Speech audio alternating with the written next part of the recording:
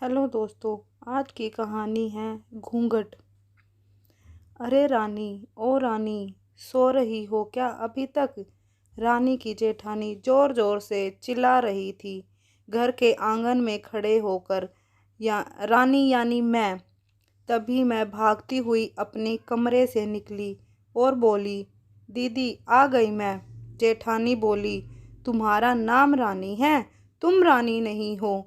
मैंने तुम्हें रात में ही समझाया था कि सुबह को जल्दी उठ जाना, तुम्हारी मुंह दिखाई की रस्म है। मैंने बोला कि दीदी रात को नींद ही नहीं आई, नई जगह है और मन में थोड़ा सा डर था कि सुबह आंख नहीं खुली तो। रजनी दीदी हंसती हुई बोली, रानी, मेरी प्यारी देवरानी, जल्दी से घूंघट कर लो, अगर माँ जी आ गई तो हंगामा हो जाएगा।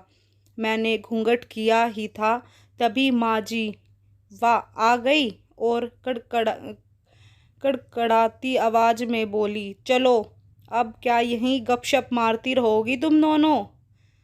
हमने चलना शुरू ही किया था तभी माँ जी ने रजनी दीदी के कंधे पर हाथ रखा और बोली, पता है ना कहाँ से जाना है और कैसे जाना है?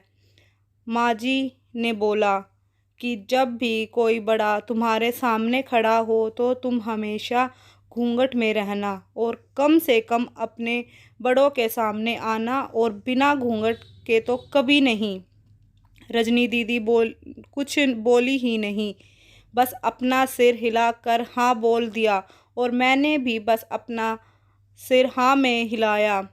माँ जी के जाने के बाद मैंने पूछा, रजनी दीदी आप तो स्कॉलर हो और इन सब चीज़ों को कैसे निभाती हो? रजनी दीदी मुस्कुराई और बोली कि मैं थारे जेठ जी से बहुत प्यार करती हूँ, इसलिए अभी तक चुपचाप सब चीज़ें निभा रही हूँ। मैं कुछ नहीं बोली और चुपचाप रजनी दीदी के साथ घर के बाहर वाले कमरे में जाकर बैठ गई।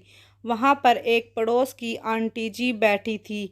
वो बोली कि यह कैसी बहू आई है, ससुर जी सामने खड़े हैं और ये यहाँ बैठी हैं।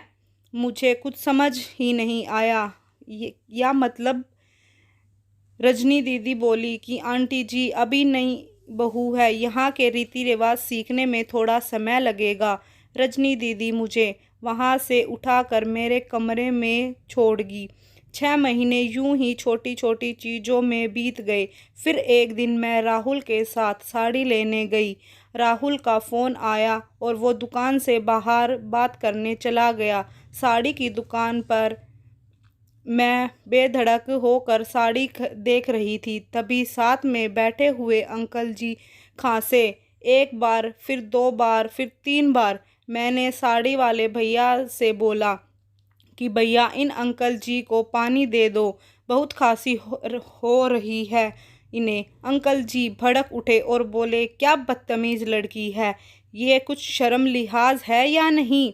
दुकान पर हंगामा देख राहुल बाहर से भागकर अंदर आया और अंदर आते ही अंकल जी के पैर छूकर बोले, मामा जी आप यहाँ? मैं घबरा कर दुकान से बाहर निकल आई, एक लंबा घूंघट करके गाड़ी में बैठ गई। राहुल बाहर आया और गाड़ी में बैठकर गाड़ी बहुत तेज़ चलाने लगा। मैंने धीमी आवाज़ में बोला, गाड़ी बहुत तेज़ चला रहे हो, कहीं एक्सीडेंट ना हो जाए। हम घर पहुँचे ही थे तभी माँ जी ने ज़ोर ज़ोर से चिल्लाते हुए बाहर आई और देखो आ गई है रानी साहिबा, खानदान की इज्जत मिट्टी में मिलाकर। तभी रजनी दीदी आई और बोली, माँ जी मेरी शादी को 6 साल हो गए हैं, मैं अभी तक मामा जी को नहीं जानती, ये कैसे जानेगी? माँ जी जोर से चिल्लाई, देखो कैसे चपड़ चपड़ जबान चला रही है इस रजनी की। कभी राहुल तभी राहुल की बात काटते हुए बोला कि माँ ये दोनों सही बोल रही हैं, अगर ये हमेशा घूंघट में रहती हैं तो मामा जी को कैसे पहचानेगी? और माँ आज मामा जी ने फ़ोन पर तुम्हें पूरे घर की शांति को भंग कर दिया। ये वो ही समाज है जिसने सीता मैया पर उंगली उठाई थी। पिताजी और जेठ जी ने भी अपना पक्ष राहुल के साथ रखा।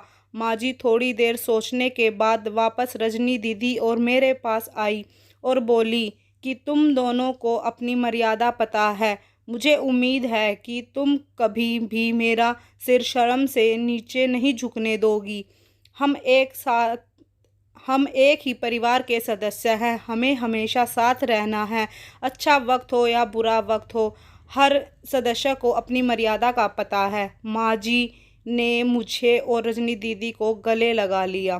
कहानी अच्छी लगे तो मेरे चैनल को सब्सक्राइब करना।